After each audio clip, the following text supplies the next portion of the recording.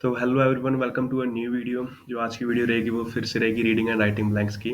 आज से अपन एक रीडिंग एंड राइटिंग ब्लैंक्स के ऊपर पूरी की पूरी एक सीरीज स्टार्ट कर रहे हैं, जिसमें कि मैं आपको डेली के 5 ब्लैंक्स कराया करूंगा। जिसमें कि विद कैब, जिसमें मैं आपको कैब भी बताऊंगा हर एक वर्ड की। और सबसे पहले अपन स्टार्ट करेंगे प्रेडिक्शन से, क्योंकि ये मान के चलो प्रेडिक्शन बहुत इंपॉर्टेंट है। हर मंथ की प्रेडिक्शन में से 80% आपकी रीडिंग रिपीट हो ही जाती है। और रीडिंग एंड राइटिंग ब्लैंक्स क्योंकि बहुत इंपॉर्टेंट है आपकी रीडिंग और राइटिंग दोनों के लिए ही, ये मान के चलो 20 से 25 नंबर आपको रीडिंग और राइटिंग दोनों में देते हैं। और अगर मोस्टली स्टूडेंट्स के जो रीडिंग और राइटिंग में नंबर कम आते हैं, तो 80-90% रीजन यही होता है भी उनके रीडिंग एंड राइटिंग ब्लैंक्स ही गलत होते हैं। तो आज से आप डेली 5 ब्लैंक्स किया करेंगे, 5 से 10 के बीच में। तो जिसमें कि आपको हर एक ब्लैंक की वो कैब मैं आपको बताऊंगा कि किस वर्ड का क्या मीनिंग है, हर एक वर्ड का मीनिंग बताऊंगा, अंडरस्टैंडिंग में किस तरीके से इसको ट्रांसलेट करना होता है, अगर कहीं पे कोलोकेशन आ रही है तो उसको कैसे ध्यान रखना। तो जस्ट आपको क्या करना है, सिर्फ एक नोटबुक और पेन लेके बैठना है और हर एक वर्ड का मीनिंग आपको लिखना है। ठीक है, जस्ट इतना ही करना है आपको और अंडरस्टैंड करने की कोशिश करनी है। ठीक है।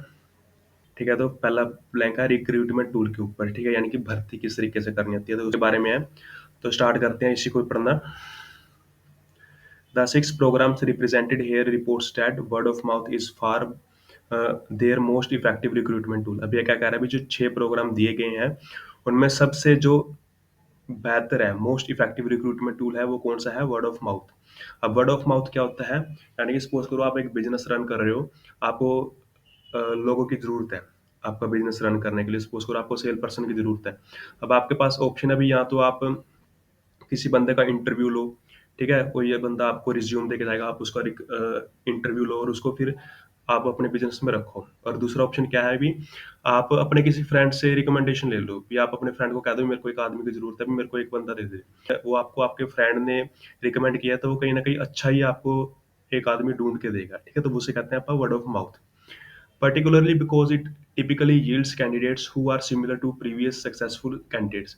अब इस प्रोसेस से क्या होता है, जो वर्ड ऑफ माउथ की जो ये प्रोसेस होती है रिक्रूट करने की, इससे क्या होता है, अच्छे से अच्छा कैंडिडेट, यानी कि एक ऐसा कैंडिडेट, यील्ड मतलब क्या होता है, फलना फूलना, उपज वाला एक अच्छा आदमी, यानी कि ऐसा कैंडिडेट सामने उभर के आता है जो कि सिमिलर, जो कि काफी सिमिलर होता है किनसे, प्रीवियसली सक्सेसफुल कैंडिडेट्स।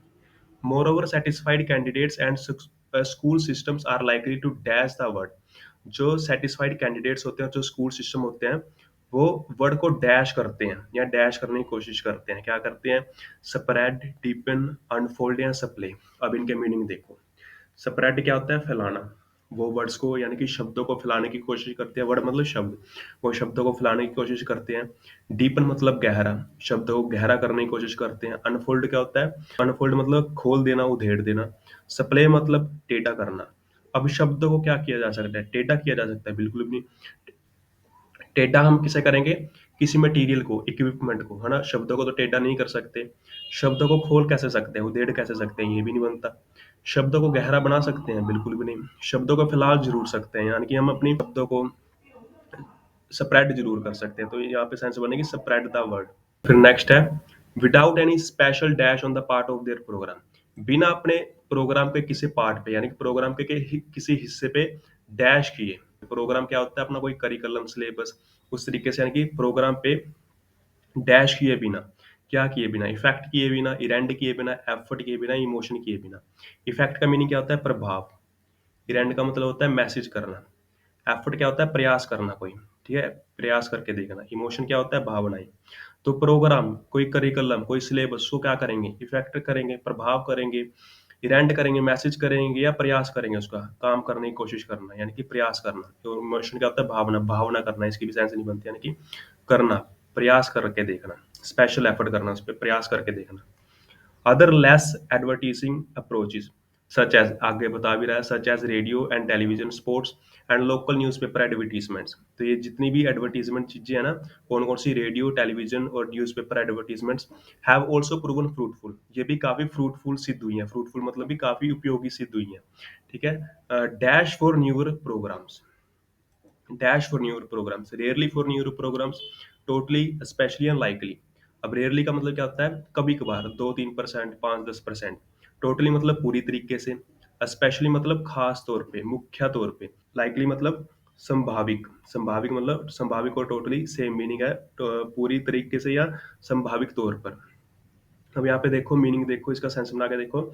जो रेडियो, टेलीविज़न और जो लोकल न्यूज़पेपर एडवर्टाइज़मेंट होती है ना, वो काफ़ी फ्रूटफुल साबित हुई है, यानी कि काफ़ी उपयोगी साबित हुए हैं, और मुख्य रूप से न्यू ईयर प्रोग्राम्स के लिए या खास तौर पे न्यू ईयर प्रोग्राम्स के, तो सेंस इसी की ही बनती है ज़्यादा। ठीक है, ये चीज़। नेक्स्ट करके देखते हैं।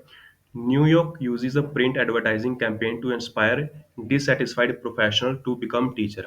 जो न्यूयॉर्क है ना, न्यूयॉर्क सिटी है यूएसए में, पता ही होगा आपको।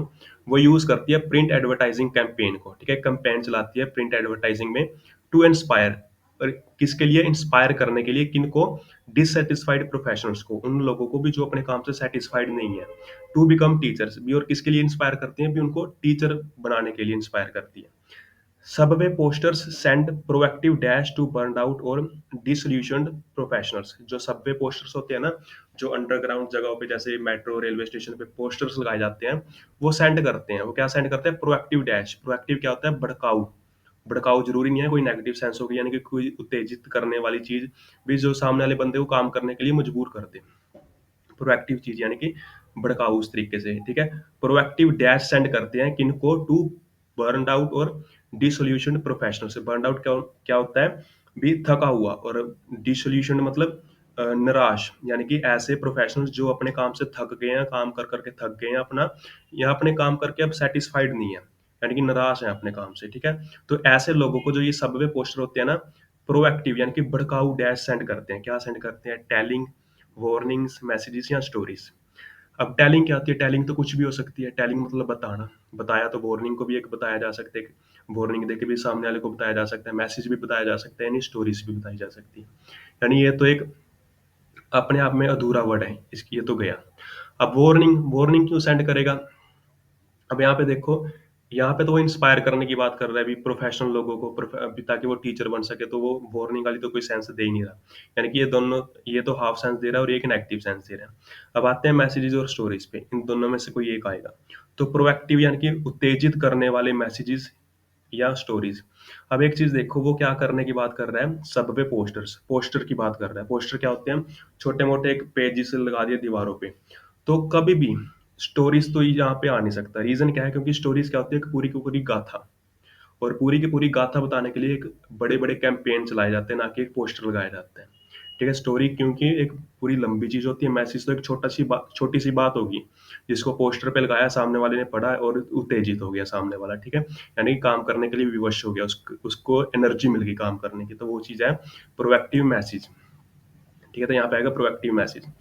नेक्स्ट है tired of diminishing returns invest in NYC kids, ठीक है। तो ये एक पूरी की पूरी स्टेटमेंट है भी, क्या आप अपने घटते रिटर्न से तंग आ चुके हो या थक चुके हो, तो इन्वेस्ट करो किसमें? एनवाईसी किड्स में। एनवाईसी क्या है? न्यूयॉर्क सिटी की शॉर्ट फॉर्म है। तो इन्वेस्ट करो कहाँ पे? NYC kids. ये एक पूरी की पूरी स्टेटमेंट है, ये देखो, ठीक है, डबल कोमास लगाए हुए ना ऊपर, तो एक पूरी की पूरी स्टेटमेंट है। Was just one of many Madison Avenue inspired invitation. अब ये क्या, ये जो स्टेटमेंट है ना, बता रहा है, ये जो स्टेटमेंट होती है ना, एक इंस्पायर्ड इनविटेशन होता था, किसके द्वारा? मेडिसन एवेन्यू के द्वारा। मेडिसन एवेन्यू क्या है? एक न्यूयॉर्क सिटी में, ये एक जगह का नाम है, ठीक है। अब आगे बता रहे हैं, news coverage has also proven to be a dash to alternative programmes. जो न्यूज कवरेज थी ना, वो हैज प्रूवन डैश, वो सिद्ध हुई है, क्या सिद्ध हुई है? डैश टू अल्टरनेटिव प्रोग्राम्स, और जो दूसरे प्रोग्राम्स है ना, उसके कंपैरिजन में डैश सिद्ध हुई है। अब देखो यहाँ पे 6 प्रोग्राम्स बता रखे थे ना, इन 6 प्रोग्राम में से एक प्रोग्राम है न्यूज कवरेज। अब वो वही चीज कह रहा है भी, जो न्यूज कवरेज वाला प्रोग्राम है ना, वो बाकी प्रोग्राम, ये जो 5 अल्टरनेटिव प्रोग्राम है ना, इन इसके बजाय डैश सिद्ध हुआ है। क्या सिद्ध हुआ है? फेसट, चार्ज, बून या बर्डन। अब इनके मीनिंग देखो, सबसे पहले फेसट का मीनिंग क्या होता है? पहलू, कोई पक्ष। चार्ज का मीनिंग क्या होता है? कॉस्ट, दाम, लागत, है ना, जैसे होती है ना, इसकी कॉस्ट क्या, आप कहते हैं इसकी कॉस्ट क्या है। तो जो ये न्यूज कवरेज है, ये पक्ष साबित हुआ है, कोई सेंस नहीं बन रही। ये लागत साबित हुई है या कॉस्ट साबित हुआ है, कोई इसकी भी सेंस नहीं बनती। अब यहाँ पे आ जाओ, बून मतलब वरदान, बर्डन मतलब बोझ। न्यूज कवरेज है, एक वरदान साबित हुआ है as compare to alternative programmes या दूसरे प्रोग्राम्स में, या न्यूज कवरेज एक बोझ साबित हुआ है अगर हम कंपेयर करें इसको दूसरे प्रोग्राम से। तो ये दोनों की ज्यादा सेंस बन रही है, यानी कि ये तो एक पॉजिटिव वाइब दे रहा है और ये एक नेगेटिव। अब जो न्यूज कवरेज है, वो अच्छा था या बुरा था। अगर वो अच्छा साबित हुआ दूसरे प्रोग्राम से तो बून आएगा। ठीक है, अगर वो बुरा साबित हुआ तो आएगा बर्डन। तो अब हमें ये कैसे पता चलेगा कि वो क्या साबित हुआ? तो हमें पता चलेगा नेक्स्ट आगे वाला पढ़ के। पढ़ते हैं इसको। When the New York Times for example ran a story. अब ये एग्जांपल लेके चल रहा है। भी जब न्यूयॉर्क टाइम ने एक रैन की एक स्टोरी, यानी एक स्टोरी चलाई अबाउट किसके बारे में? डिस्ट्रिक्ट अल्टरनेटिव रूट प्रोग्राम के लिए। भी एक रूट प्रोग्राम होगा जो शहर में चलने वाला होगा।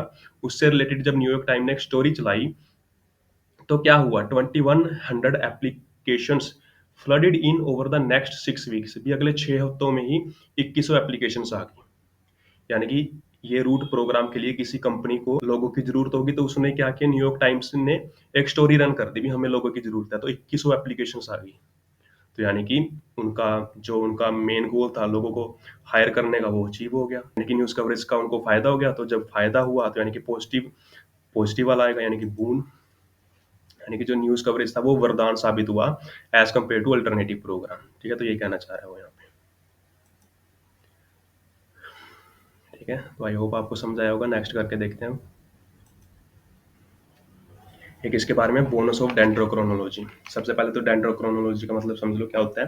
डेंड्रोक्रोनोलॉजी एक फील्ड होती है जिसमें क्या करते हैं हम पेड़ों की एज को नापते हैं। पेड़ों की एज को कैसे? भी उनकी जो रिंग्स होती है ना उनको गिन के अपा अंदाजा लगाते हैं भी ये पेड़ कितने साल पुराना होगा। ठीक है, भी ये 5 साल पुराना होगा, 10 साल पुराना होगा या 20 साल पुराना होगा। तो इस तरीके से अपा जो ट्रीज होती हैं उसकी एज आइडेंटिफाई करते हैं। डेंड्रोक्रोनोलॉजी एक फील्ड है। ठीक है, अब bonus of dendrochronology is that, dendrochronology का एक फायदा ये भी है क्या? That the width and the substructure of each ring dash the amount of rain. भी जो विड्थ होती है ना, विड्थ यानी कि चौड़ाई होती है, और जो सब स्ट्रक्चर होता है हर एक रिंग का, वो डैश करता है अमाउंट ऑफ रेन, भी कितनी बारिश हुई थी। क्या करेगा वो? कोवेट करेगा, रिफ्लेक्ट करेगा, रजिस्टर करेगा या कॉपी करेगा। कोवेट क्या होता है? लालच। रिफ्लेक्ट क्या होता है? शो करना, प्रकट करना। रजिस्टर क्या होता है? हिसाब किताब, हिसाब किताब पंजीकरण करना। कॉपी क्या होता है? नकल करना किसी की। आप कहते हैं ना कॉपी कर रहा है, वो नकल कर रहा है, तो वो चीज होती है। तो यानी कि जो रिंग्स की चौड़ाई होती है या इस रिंग का जो स्ट्रक्चर होता है भी किस तरीके से रिंग बनी होती है, तो वो क्या करेगी? लालच करेगी। कोई आदमी थोड़ी ना जो लालच करेगी, या वो कोई रजिस्टर करेगी।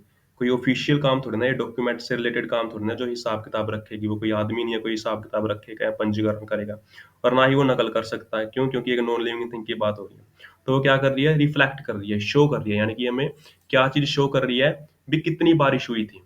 ठीक है, अमाउंट ऑफ रेन शो कर रही है। एंड और क्या? ठीक है, एंड इसके अलावा वो क्या कर रही है? द डैश, और डैश भी कर रही है eight which the rain fail during the particular year. ठीक है, अब क्या कर रहा है अभी? एक तो वो क्या शो कर रही है? एक तो कितनी बारिश हुई थी, और डैश भी शो कर रही है भी साल के कौन से डैश में बारिश हुई है। अब यहाँ पे ऑप्शन दे रखे हैं टाइमिंग, ड्यूरेशन, डिवीजन और सीजन। भी साल के कौन से टाइमिंग पे बारिश हुई है, साल की कौन सी ड्यूरेशन पे बारिश हुई है, डिवीजन में बारिश हुई है, सीजन में बारिश हुई है। अब मीनिंग देखो इनके क्या होते हैं। टाइमिंग क्या? कोई एक टाइम, कोई एक पर्टिकुलर टाइम। ड्यूरेशन क्या होती है? अवधि, दो टाइम के बीच की लेंथ। जैसे सपोज करो टाइमिंग का मतलब, तो मैंने पूछा कितना टाइम हो गया, आपने कहा 3 बजे, यानी कि टाइमिंग तो मतलब 3। अब ड्यूरेशन कहती है जैसे 3 से 4, 3 से 5। ठीक है, 5 से 10, ये होगी ड्यूरेशन, यानी कि दो टाइम के बीच की अवधि, ड्यूरेशन। डिवीजन क्या होता है? बांटना, बंटवारा करना, बांटना। सीजन क्या होता है? मौसम। तो अब किसकी ज्यादा साइंस बन रही है? सीजन की बात बने ना। अपन नॉर्मली यही पूछते हैं ना भी सर्दियों में कितनी बारिश होती है, गर्मियों में कितनी बारिश होती है, मानसून आता है या पतझड़ होती है तो कितनी बारिश होती है। तो वही चीज है यहाँ पे सीजन। भी जो ये रिंग्स होती है ना, रिंग्स का आकार और जो रिंग्स की चौड़ाई होती है ना, ये क्या शो करती है? एक तो ये शो करती है भी कितनी बारिश हुई है, और साल के कौन से मौसम में कितनी बारिश हुई है। ठीक है, तो दो चीजें शो करती है। दस, दस मतलब इस प्रकार। इस प्रकार जो ट्री रिंग्स स्टडीज होती है ना, ऑल्सो अलो वन टू रिकंस्ट्रक्ट, भी वो किसी आदमी को अलो करती है, यानी कि इस योग्य बना देती है टू रिकंस्ट्रक्ट, यानी कि रिकंस्ट्रक्ट मतलब भी सोच लेना, भी वो ये चीज सोच सके, क्या सोच सके? डैश क्लाइमेट, भी वो क्लाइमेट के डैश के बारे में पता लगा सके। देन, बिफोर, पास्ट या पास। अब इनका मीनिंग देखो। देन का मतलब होता है तब, बिफोर का मतलब पहले, पास्ट मतलब पिछला या पहला। पास्ट का मतलब भी वही पिछला या पहला। पास मतलब, पास के दो मीनिंग होते हैं। एक तो मतलब नॉर्मली आप कहते हैं ना पास हो जाना, यानी सक्सेस, सफलता। और दूसरा मीनिंग होता है रास्ता। रास्ते को भी आप कहते हैं बाई पास वगैरह, तो वो चीज रास्ते को भी पास कह देते हैं। तो अब यहाँ पे देखो, जो रिंग्स की स्टडी होती है उससे हम क्या क्या रिकंस्ट्रक्ट कर सकते हैं, यानी कि किसके बारे में सोच सकते हैं, डैश क्लाइमेट के बारे में, तब क्लाइमेट के बारे में, या तब के क्लाइमेट के बारे में, या पहले के क्लाइमेट के बारे में, या यहाँ पे भी पहला या पिछले क्लाइमेट के बारे में। तो इन दोनों की ज्यादा साइंस बन रही है। और एक चीज देखो, इसकी तो साइंस बन रही नहीं, फर्स्ट की भी नहीं बन रही और लास्ट की भी नहीं बन रही, सेकंड और थर्ड वाले में से एक आएगा। अब यहाँ पे देखो, क्लाइमेट की बात हो रही है, और वो भी किसके क्लाइमेट के बारे में, पिछले क्लाइमेट के बारे में, यानी कि टाइम में पीछे जाने की बात कर रहे हैं। तो जब भी अपन टाइम में पीछे जाने की बात करेंगे ना, तो हमेशा पास्ट का यूज करेंगे। टाइम को रिप्रेजेंट करने के लिए पास्ट, प्रेजेंट, फ्यूचर का यूज हो रहा है। बिफोर किसके लिए यूज होता है, कोई चीज आगे पीछे पड़ी होती है ना, किसी पर्सन के आगे पीछे पड़ी है, किसी वस्तु के आगे पीछे पड़ी है, तो उसके लिए आप बिफोर आफ्टर यूज करते हैं। बिफोर आफ्टर, बिलो, अबव, ये चीजें, ऊपर नीचे आगे पीछे। लेकिन पास्ट की किसी बात में, यानी कि टाइम के खुद के बारे में बात कर रहे हैं ना अभी, पास्ट का टाइम यानी कि पिछला टाइम, तो उसके लिए हमेशा हम पास्ट का यूज करेंगे। ठीक है, अभी पास्ट में वो चीज हुई थी, पास्ट क्लाइमेट।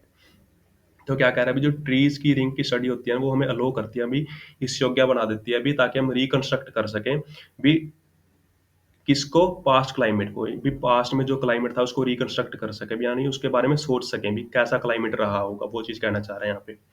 ईजी, ईजी मतलब फॉर एग्जाम्पल, ठीक है, तो वही चीज है। A series of wide rings means a wait period, which wide rings की जब श्रृंखला बनी होगी ना, सीरीज मतलब श्रृंखलाएं, जब भी वाइड रिंग्स यानी कि चौड़ी रिंग्स की श्रृंखलाएं बनी होंगी, तो उसका मतलब क्या होगा, वेट पीरियड, यानी कि गीला मौसम होगा, यानी कि बारिश ज्यादा हुई होगी। And a dash of narrow rings, और जब भी नैरो रिंग्स की डैश होगी, क्या होगी, तो साफ सी बात है, यहाँ पे ऑप्शन दे रखे हैं, सीन, सीरियस, सीरियल और सीरीज। तो साफ सी बात है, जब वाइड रिंग्स की श्रृंखला होगी यानी कि सीरीज होगी, तो नैरो रिंग्स की भी ऑब्वियस सी बात है, सीरीज ही होगी। लेकिन इनके मीनिंग भी मैं आपको बता देता हूँ। सीम का मीनिंग क्या होता है, सीलना, यानी कि बूनना कोई चीज, सीलना, स्टिच करना। सीरियस, सीरियस क्या होता है, कोई गंभीर चीज। आप कहते हैं ना, काफी काफी सीरियस सा बंदा है ये, मतलब गंभीर, चिंता करने वाली चीज।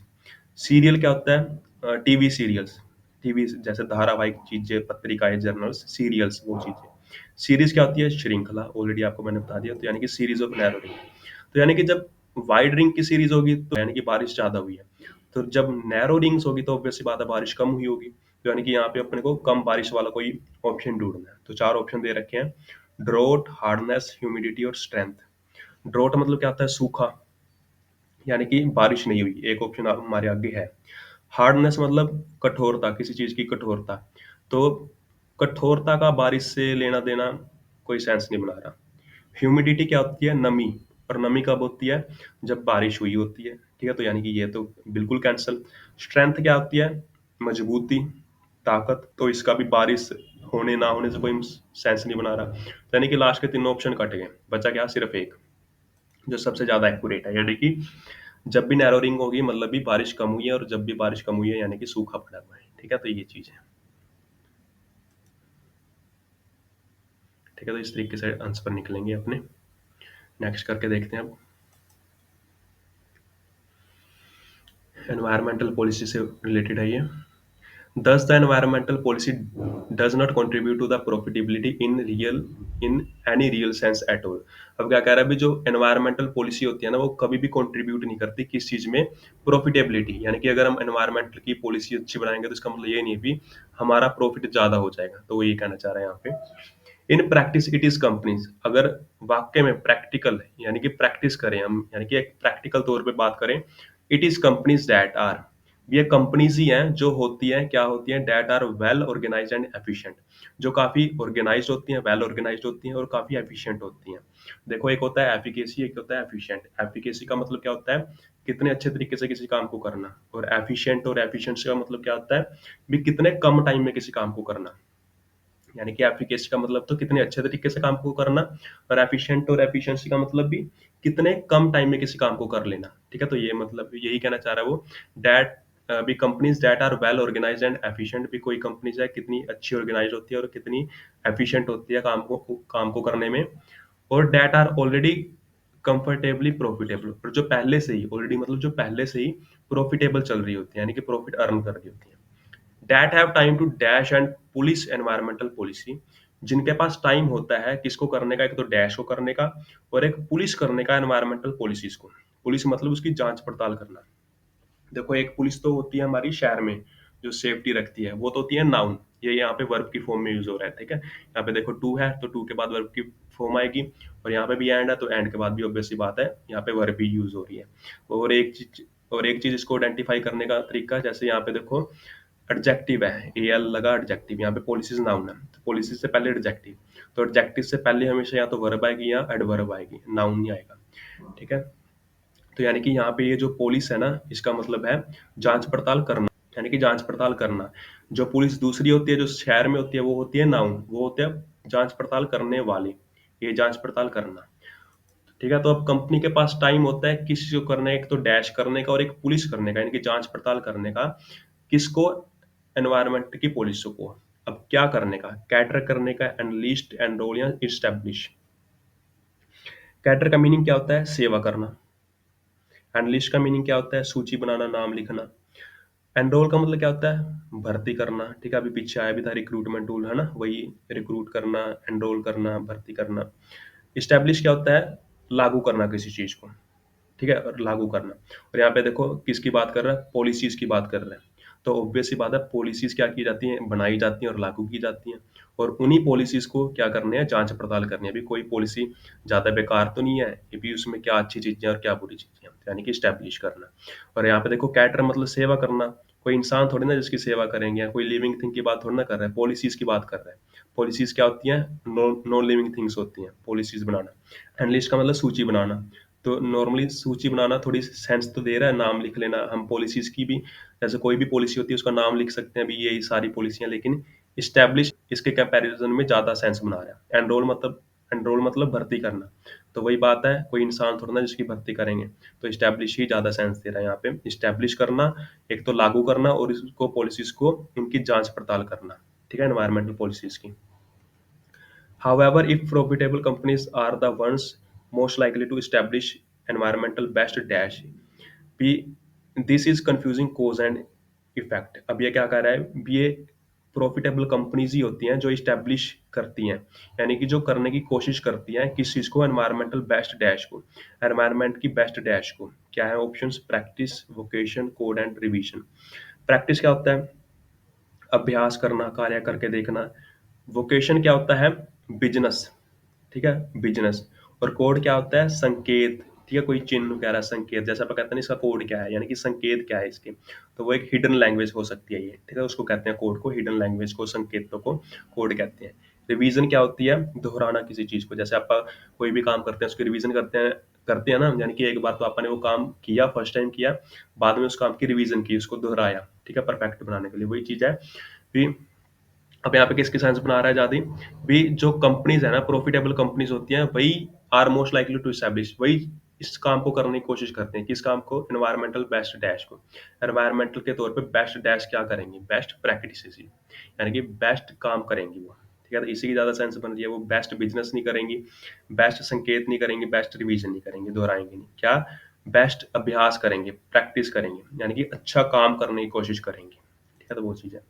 This is confusing cause with effect, ये काफी कंफ्यूजिंग कोज विद इफेक्ट है। कोज विद इफेक्ट क्या होता है, कोई भी काम होता है ना, चाहे अच्छा हो चाहे बुरा हो, उसका एक कारण भी होता है और उसका इफेक्ट भी होता है। अगर अच्छा काम हुआ है तो क्यों हुआ है और उसका क्या इफेक्ट होगा, और बुरा काम हुआ तो उसका क्या कोज था और उसका क्या इफेक्ट पड़ेगा आगे, ठीक है। तो वो कह रहा है cause and effect. It is not that environmental best practice, अब यहाँ पे देखो, यहाँ से हमें हमारा ये वाला आंसर यहाँ से भी श्योर हो गया, यहाँ पे भी बता रखा है it is not that environmental best practice, और यहाँ पे भी दे रखा है एनवायरमेंटल बेस्ट प्रैक्टिस। ये एनवायरमेंट की बेस्ट प्रैक्टिस नहीं है अभी, जो कोज करती है प्रॉफिटेबिलिटी की। क्या कहना चाह रहा है अभी, यानी कि हम एनवायरमेंट का अच्छा ध्यान रख के प्रॉफिट नहीं अर्न कर सकते, यानी कि अगर कोई कंपनी है ना, उसको प्रॉफिट जनरेट करना है और वो ये सोचेगी मैं एनवायरमेंट का ध्यान रखूंगी तो मैं प्रॉफिट जनरेट कर लूंगी, ऐसा नहीं है। बट ऑब्वियस सी बात है, जब बट आ जाता है तो यानी कि जो बट से पहले इन्फॉर्मेशन होती है बट के बाद उससे ऑपोजिट होगी, या जो बट के बाद होगी उससे ऑपोजिट पहले होगी। तो बाद वाली तो ब्लैंक ही है, यानी कि बाद वाली तो पूरी नहीं दे रखी, तो यहीं से आप थोड़ा सा अंदाजा लगा सकते हैं। और यहाँ पे क्या कह रहे हैं, अभी एनवायरमेंट का अच्छा ध्यान रख के हम प्रॉफिट नहीं जनरेट कर सकते, तो यानी कि ऑब्वियस सी बात है, हम यानी कि प्रॉफिट जनरेट करके एनवायरमेंट का ध्यान रख सकते हैं, तो आगे ये बात करेगा। बट बीइंग प्रॉफिटेबल अलोज अस, तो वही बात कर रहा है, लेकिन प्रॉफिट में होना, बट बीइंग प्रॉफिटेबल यानी कि प्रॉफिट में होना, अलोज अस यानी कि हमें इस योग्य बना देता है, for dash, for the environment, कि हम एनवायरनमेंट के लिए डैश कर सकें, क्या कर सकें, कंसर्न कर सकें, लेवल कर सकें, इफेक्ट कर सकें या बोदर कर सकें। कंसर्न क्या होता है? चिंता, टेंशन लेना, किसी की चिंता व्यक्त कर सकना अपनी। लेवल क्या होता है? कोई स्तर, लेवल। अब यहाँ पे देखो लेवल बता रखा है, लेवल अच्छा है या बुरा है कुछ नहीं बता रखा, एक न्यूट्रल सी साइड बता रखी है, यानी कि हाफ सेंस दे रखी है। इफेक्ट क्या होता है? प्रभाव, इफेक्ट बुरा है या नेगेटिव है ये भी नहीं बता रखा, यानी कि ये भी हाफ सेंस दे रहा है। बोदर क्या है? किसी को तंग करना, परेशान करना, यानी कि एक नेगेटिव सेंस दे दी।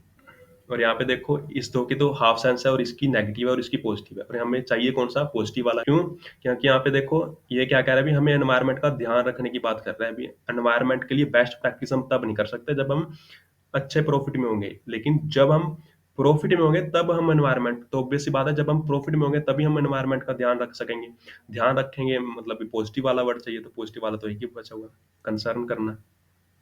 ठीक है, तो इस तरीके से हमारा आंसर यहाँ से आइडेंटिफाई होगा। ठीक है, तो तीनों ठीक है। जो सेकंड वाला है वो तो हमारा यहीं से ही श्योर हो रहा था। ठीक है, बेस्ट एनवायरमेंटल बेस्ट प्रैक्टिस है यहाँ पे। ठीक है, तो नेक्स्ट करके देखते हैं अभी अपन फाइनेंशियल क्राइसिस से रिलेटेड है ये। Since the beginning of the financial crisis, भी जब से फाइनेंशियल क्राइसिस की शुरुआत हुई है, ठीक है, बिगिनिंग हुई है, there have been two principal dash for why so many banks made such disasters decisions. भी यहाँ पे दो मुख्य डैश है भी क्यों जो बैंक्स थे उन्होंने इतनी डिजास्टर्स डिसीजंस ली है। ठीक है, तो वो कहना चाह रहा है, तो क्या मुख्य डैश थी? एक्सप्लेनेशंस, डिबेट्स, एक्सक्यूजेस या एग्जांपल्स। एक्सप्लेनेशंस क्या होती है? व्याख्याएं, भी कोई चीज बताना फिर उसको एक्सप्लेन भी करना। डिबेट्स क्या होता है? बहस, भी दो आदमी आपस में बहस कर रहे हैं, ठीक है, किसी चीज को लेके। एक्सक्यूजेस क्या होता है? बहाने। और एग्जाम्पल्स क्या होता है? कोई चीज, उदाहरण देना किसी चीज का। ठीक है, लेकिन ये सारी चीजें क्या है तो ये तो आप अपने को आगे पढ़ के ही पता चलेगा, लेकिन यहाँ से एक चीज आप आइडेंटिफाई कर सकते हैं, यहाँ कहीं भी एग्जाम्पल नहीं ले रखा। यहाँ पे कहीं पे भी देखो एग्जाम्पल नहीं है, कहीं पे भी एग्जाम्पल नहीं है, सारी लाइनें देख लो। तो यानी कि लास्ट वाला तो बिल्कुल कट गया। अब यहाँ पे ये दो चीजें जो भी जो बता रहा है, ये दो, there have been two principal dash, तो वो एक्सप्लेनेशंस हैं, डिबेट्स हैं, एक्सक्यूजेस है, तो आगे पढ़ के ही पता चलेगा, तो आगे आप पढ़ते हैं। ठीक है, द फर्स्ट इज स्ट्रक्चरल, जो पहला एक्सप्लेनेशन, एक्सक्यूज या जो डिबेट है वो स्ट्रक्चरल है। और वो क्या है? Regulators did not regulate. Regulators कौन होते हैं? जो कंट्रोल करते हैं किसी जगह को। तो जो कंट्रोलर है वो कंट्रोल नहीं कर रहे हैं, जिसकी वजह से institution failed to dash as they should, तो इंस्टीट्यूशन डैश हो गए, यानी कि फेल हो गए डैश करने में, जैसा कि उनको करना चाहिए था। क्या हो गए? जब कोई उनका ध्यान रखने वाला नहीं होगा, उनको बताएगा नहीं क्या करना है तो क्या नहीं, तो वो फेल किस चीज में होंगे? फंक्शन करने में, काम करने में, यूज करने में, स्टेबलाइज करने में। स्टेबलाइज क्या होता है? स्थिर करके रखना। मेंटेन होता है बनाए रखना। तो अब यहाँ पे सबसे ज्यादा सेंस दे रहा है फंक्शन, यानी कि काम करने में। यानी कि इंस्टीट्यूशन फेल हो गई किस चीज में? काम करने में, जैसा उनको काम करना चाहिए था, एज दे शुड। ठीक है, rules and guidelines were either इनएडिक्वेट और इग्नोर्ड। जो रूल्स और गाइडलाइंस थी ना, वो या तो इनएडिक्वेट थी या इग्नोर कर दी गई थी। इनएडिक्वेट क्या होता है? भी कोई चीज कमी में हो, मतलब कि जितनी चीज चाहिए होती है ना उससे कमी में हो। सपोज करो आपको 10 चीजें चाहिए, आपके पास 5 ही है, यानी कि कमी है, आपके पास शॉर्टेज है, तो यानी कि इनएडिक्वेट है वो चीजें। तो वही चीज कह रहा है भी रूल्स एंड गाइडलाइंस थी ना जो, वो या तो इनएडिक्वेट थी या इग्नोर कर दी गई थी।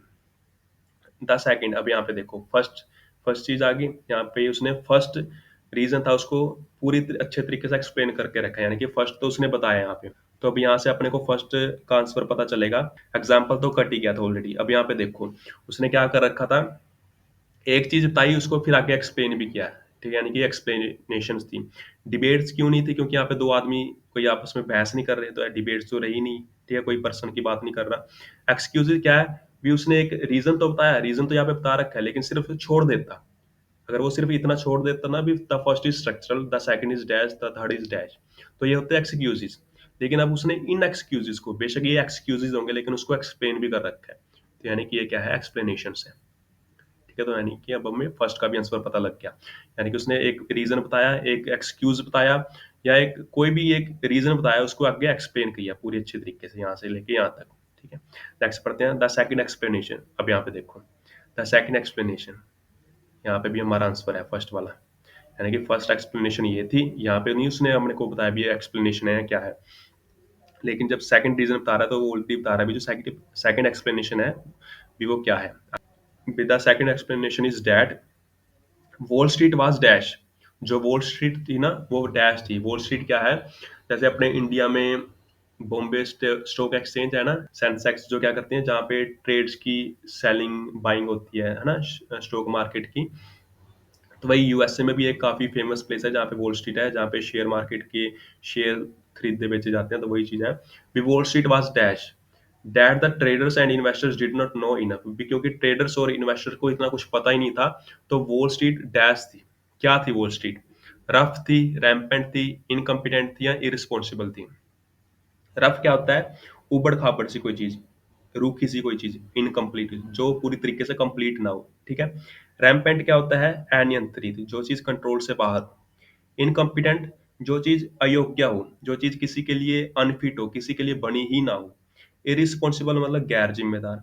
कि अब यहाँ पे देखो वॉल स्ट्रीट एक नॉन लिविंग थिंग है, तो वो गैर जिम्मेदार कैसे हो सकती है? ये तो सेंस बना नहीं रहा। तो अब ऊबड़ खाबड़, अब इतनी फेमस बिल्डिंग है तो साफ सी बात है ऊबड़ खाबड़ की तो यहाँ पे कोई सेंस बना ही नहीं रहा। और यहाँ के क्या कह रहा है, ट्रेडर्स और जो इन्वेस्टर्स थे ना, उनको कुछ पता ही नहीं था। तो जब उनको कुछ पता ही नहीं था, तो या तो वो चीज उनके कंट्रोल से बाहर होगी, या उनके लिए बनी ही नहीं होगी, यानी कि अनफिट थी उनके लिए। ठीक है, अब इन दोनों में से आएगा। अब इन दोनों में से भी अप्रोप्रिएट ज्यादा कौन सा है? इनकम्पिटेंट। क्यों? रीजन क्या है? तो यानी कि ट्रेडर्स और इन्वेस्टर को ज्यादा कुछ पता नहीं था, तो वो चीज उनके लिए अनफिट थी। क्या? वॉल स्ट्रीट उनके लिए अनफिट थी। अब यहाँ पे इन दोनों में से ये वाला ही क्यों आएगा, इनकम्पिटेंट ही क्यों आएगा? देखो, जो चीज कंट्रोल के बाहर होती है, जरूरी नहीं है अभी वो सामने वाले के लिए अनफिट भी हो।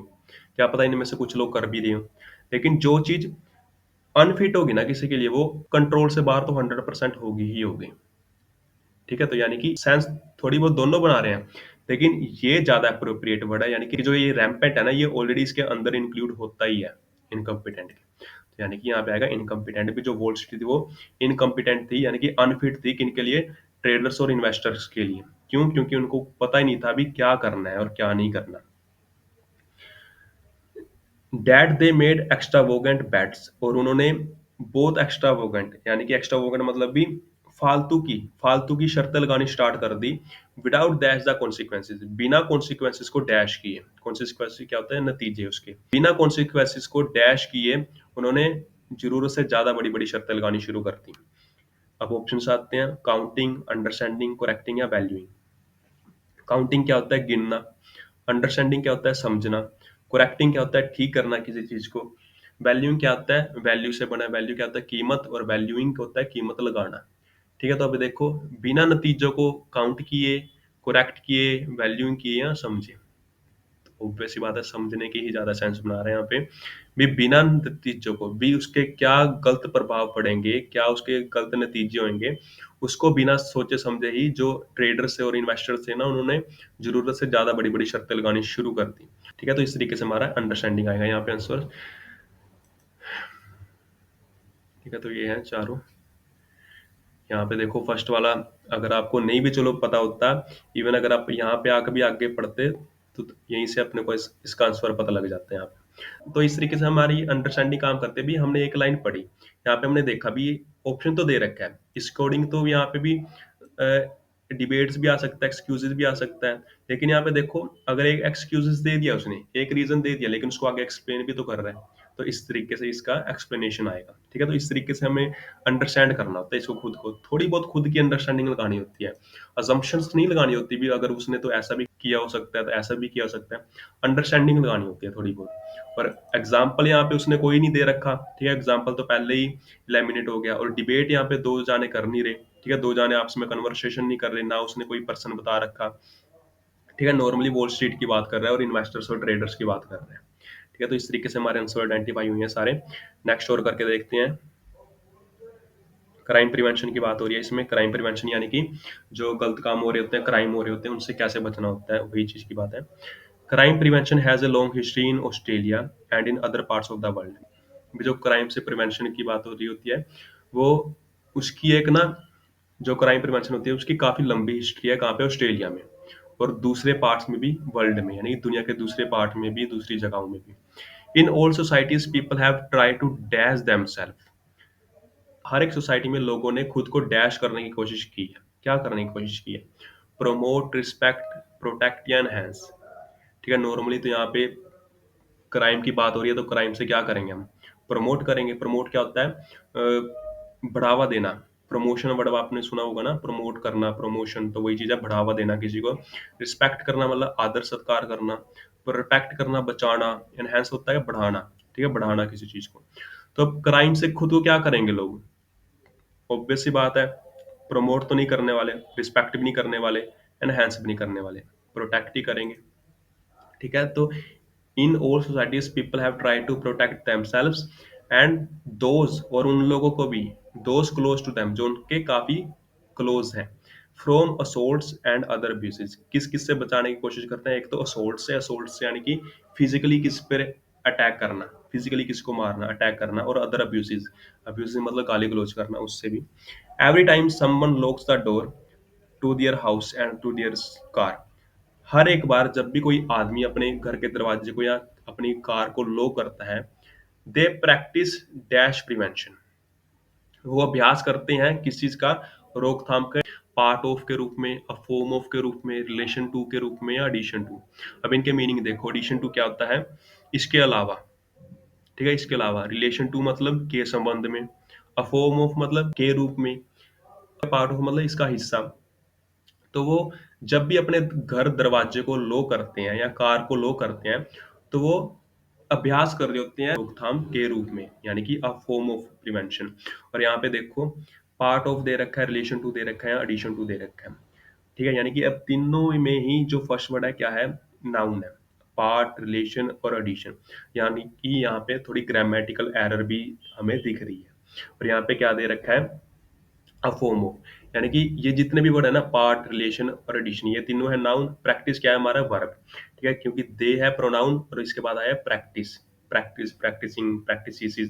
ठीक है, इस तरीके से ये वर्ब है, तो वर्ब के डायरेक्ट बाद हम अगर नाउन लिखेंगे तो ये हमारी एक ग्रामेटिकल एरर हो जाएगा। यानी कि ये ग्रामेटिकली ये तीनों वर्ड भी गलत है और सेंस भी नहीं दे रहे। अब इन तीनों को ठीक करने के लिए या तो इनके शुरू में कोई प्रेपोजिशन होती है, जैसे to, an, in, for, of, या होते हैं यहाँ पे कोई आर्टिकल। लेकिन आर्टिकल तो कोई नहीं है और ठीक है, लेकिन आर्टिकल तो कोई नहीं है, आर्टिकल सिर्फ एक में है, किसमें? अफोमो। यानी कि अगर ग्रामेटिकली भी देखा जाए तो यही ठीक है, और अगर सेंस के अकॉर्डिंग भी देखा जाए तो यही ठीक है, अफोमो। यानी कि जब भी कोई आदमी अपने घर या अपनी गाड़ी के दरवाजे को लो कर रहा होता है, तो वो क्या कर रहा होता है? अभ्यास कर रहा होता है, यानी कि एक काम करके देख रहा होता है। किसको? वो रोकथाम के रूप में ही एक अभ्यास करके देख रहा होता है। ठीक है, तो यानी कि अ फॉर्म ऑफ प्रैक्टिस या form of prevention. Most parents wants their children to learn to be law abiding. काफी पेरेंट्स होते हैं, वो क्या चाहते हैं? वो चाहते हैं, वांट्स मतलब वो चाहते हैं भी उनके जो बच्चे होते हैं वो लॉ अबाइडिंग, यानी कि कानून का पालन करने वाले बने। And not spend extended periods of their lives in prison. और वो जेल में ना अपनी उम्र गुजारें। ठीक है, तो वो ये कहता है, तो वो ये चाहते हैं। In this country at least most dash. यहाँ पे मीनिंग देखो। सक्सेस मतलब सक्सेस होते हैं, सक्सेस हो चुके हैं। सक्सीड मतलब सक्सेस, सक्सेस हुए यानी कि सफल हुए, पास्ट की बात कर रहा है। सक्सीडेड मतलब इसका मतलब भी सफल हुए हैं, सफल हुए, पास्ट की बात। लेकिन एक चीज देखो, सक्सीड और सक्सीडेड इन दोनों में क्या फर्क है? सक्सीड मतलब तो नॉर्मल सफल होना। सक्सीडेड मतलब आपको कोई जॉब चाहिए थी, आपको कोई पोजीशन चाहिए थी और आपने वो एक्वायर कर ली, तो आप सफल हो गए।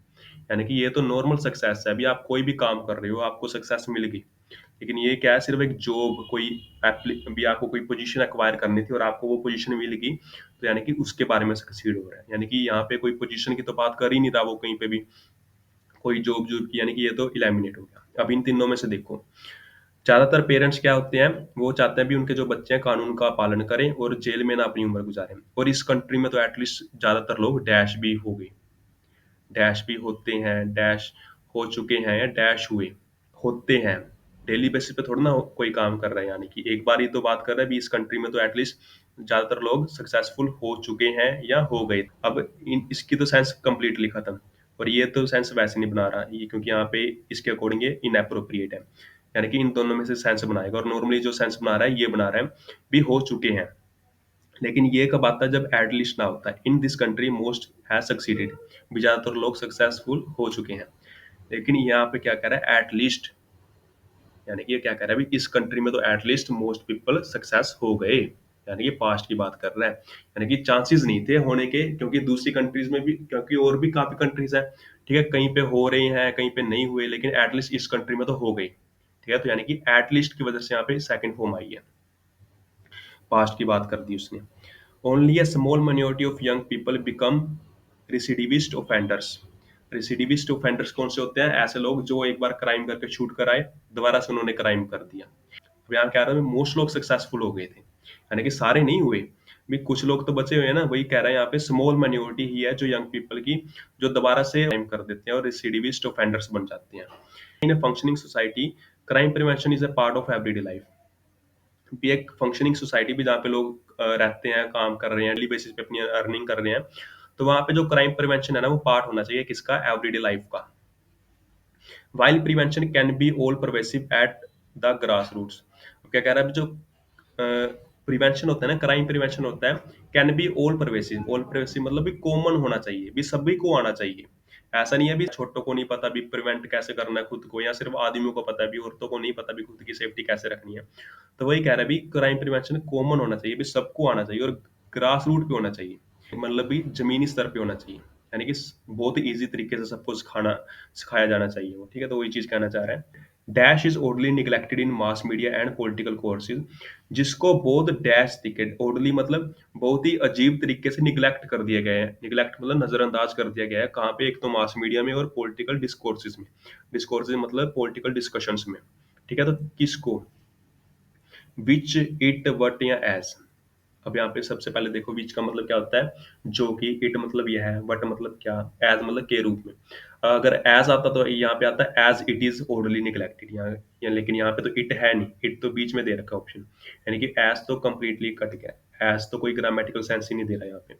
अब अगर वट दिया होता, वट इज ओरली निगलेक्टेड, लेकिन ये तो यहाँ पे ऑलरेडी इसने बता दिया ना, प्रिवेंशन की बात कर रहा है, और अगर वो वट होता तो यहाँ पे कोई ना कोई क्वेश्चन मार्क होता, यानी कि ये भी सेंस नहीं दे रहा। अब कौन सा ज्यादा सेंस दे रहा है? विच दे रहा है या इट? विच मतलब जो कि, इट मतलब यह है। अगर आप इसकी ट्रांसलेशन देख के ना, तो विच अपने को ज्यादा सेंस दे रहा है। While prevention can be all pervasive, यानी कि जो प्रिवेंशन होनी चाहिए वो कॉमन होनी चाहिए। विच इज ऑर्डरली निगलेक्टेड, और जिसको या जो कि काफी नजरअंदाज भी किया गया है, ठीक है। लेकिन यहाँ पे विच नहीं आएगा, यहाँ पे आएगा इट। रीजन क्या है? फर्क है दोनों में। विच कब यूज होता है? जब भी हम ऐसी चीज की बात करेंगे जो ज्यादा इंपॉर्टेंट नहीं होती। फर्क होता है विच और इट में, या कह लो विच और डैट में। फर्क क्या है? विच हमेशा उस चीज के लिए यूज होगा जो चीज अनइम्पोर्टेंट है, जो इतनी इंपॉर्टेंट नहीं है। जैसे यहाँ पे प्रिवेंशन की बात कर रहा है, अगर प्रिवेंशन इतनी इंपॉर्टेंट नहीं होती तो आता विच। लेकिन इट और डैट हमेशा तब यूज होता है जब कोई चीज इंपॉर्टेंट हो हमारे लिए, ठीक है। लेकिन अभी तो ये क्या कह रहा है? भी prevention, prevention can be all pervasive, यानी कि कॉमन होनी चाहिए। यानी कि क्राइम प्रिवेंशन की बात कर रहा है भी, और क्राइम प्रिवेंशन कॉमन होना चाहिए, सबको आना चाहिए। यानी कि ये तो इंपॉर्टेंट चीज है, तो इंपॉर्टेंट है तो आएगा इट। यानी कि इट इज ओरली निगलेक्टेड भी, इसको काफी निगलेक्ट करिए किया गया है, भी नजरअंदाज किया गया है। कहाँ पे? एक तो मास मीडिया में, और एक कहाँ पे? पॉलिटिकल डिस्कोर्सेज में, पॉलिटिकल डिस्कशंस में, डिबेट्स में।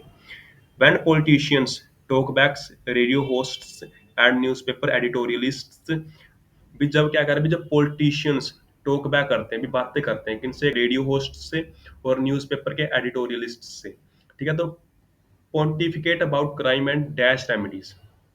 पॉन्टिफिकेट क्या होता है?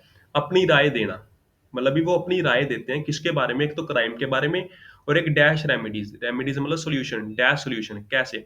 भी एक तो क्राइम के बारे में अपनी सलाह देते हैं, और सोल्यूशन कैसे हो सकते हैं उस क्राइम से रिलेटेड, उसके बारे में बताते हैं। डिफॉल्ट, अब ऑप्शंस देखो, डिफॉल्ट, पॉसिबल, आर्टिकुलेट या एब्सोल्यूट। डिफॉल्ट मतलब क्या होता है? गलती, गलती करना या गलत। लेकिन अब सॉल्यूशन की बात कर रहा है, एक चीज देखो तो, आंसर कोई एक पॉजिटिव सा होना चाहिए, ठीक है। यानी कि ये तो नेगेटिव ही सेंस दे रहा है, ये तो खत्म, ये तो कंप्लीट किया। अब आ गया क्या? पॉसिबल। पॉसिबल मतलब संभव। आर्टिकुलेट क्या होता है? स्पष्ट, गांठदार, यानी कि एक सोल्यूशन बता दिया भी, यही है, जो भी है सामने है तुम्हारे, इसके अलावा कोई और सोल्यूशन नहीं है। एब्सोल्यूट मतलब सुप्रीम, सबसे ऊपर की कोई चीज, एब्सोल्यूट सोल्यूशन, यानी कि एब्सोल्यूट सबसे ऊपर यही सोल्यूशन है। अब यहाँ पे देखो, इन दोनों का तो मीनिंग सेम सा ही है ऑलमोस्ट। कैसे भी, सबसे ऊपर या स्पष्ट तौर पे, कोई चीज़ जब सबसे ऊपर होगी यानी कि स्पष्ट तौर पे यही चीज़ है, कोई और नहीं है इसके अलावा और वही चीज़ सुप्रीम है। यानी कि इन दोनों का मीनिंग सेम है और यहाँ पे देखो, होने को सॉल्यूशन होता है, एब्सोल्यूट सॉल्यूशन भी होता है, लेकिन यहाँ पे देखो वो क्या कह रहा है और ये अकेला वर्ड इसकी सारे की सेंस बदल देगा। रीज़न कैसे? पोंटिफिकेट क्या होता है? मैंने अभी आपको बताया था, भी अपनी सलाह देना। सपोज करो 10 बंदे बैठे हैं, वो किसी सॉल्यूशन बता रहे हैं, किसी क्राइम से बचने का सॉल्यूशन बता रहे हैं, तो उन 10 के 10 का सॉल्यूशन अलग-अलग होगा ना, और क्या पता किसी का सॉल्यूशन अच्छा भी हो और किसी का सॉल्यूशन बुरा भी हो। तो यानी कि सुप्रीम तो सॉल्यूशन हो नहीं सकता, क्योंकि पोंटिफिकेट यानी कि किसी की विचारधारा की बात होगी, और स्पष्ट यानी कि यही है सॉल्यूशन, ये भी नहीं हो सकता। तो यानी कि साफ सी बात है, जब पोंटिफिकेट की बात होगी, किसी से सलाह की बात होगी, तो वो सिर्फ पॉसिबल सॉल्यूशन होगा। यानी कि वो सॉल्यूशन सिर्फ एक हद तक पॉसिबल हो सकता है, भी सही हो सकता है, नहीं भी, क्या पता वो गलत भी हो जाए, क्या पता वो कुछ हद तक ठीक हो, 50% ठीक हो या 60% ठीक हो या 70% तक ठीक हो। ठीक है, तो इसे कहते हैं पॉसिबल रेमेडीज, यानी कि पॉसिबल सॉल्यूशन। तो इस तरीके से हमारा सही आंसर निकलेगा यहाँ पे। ठीक है, तो आंसर शो करके देखते हैं। ठीक है, तो ठीक है, पांचों हमारे। ठीक है, तो आज हमारे ये पांच हो गए। कौन कौन से? Recruitment tools, bonus of dendrochronology, environment policy, financial crisis और क्राइम प्रिवेंशन। कल को आपका करेंगे नेक्स्ट 5, जैसे क्राइम प्रिवेंशन वाला, इंटरनेशनल ट्रेड, पिंकर का, प्लेन इंडियंस का और ग्राफीन का। तो आई होप आपको वीडियो अच्छी लगी होगी। अगर वीडियो अच्छी लगी हो तो लाइक शेयर कर देना, और इनके सभी के जितने भी मीनिंग्स हैं, सभी के मैंने वोकैब बताई है, सभी को अपने लिख के रख लेना और रिवाइज करना इसको जरूर। ठीक है, तो कल को एक नई वीडियो आएगी।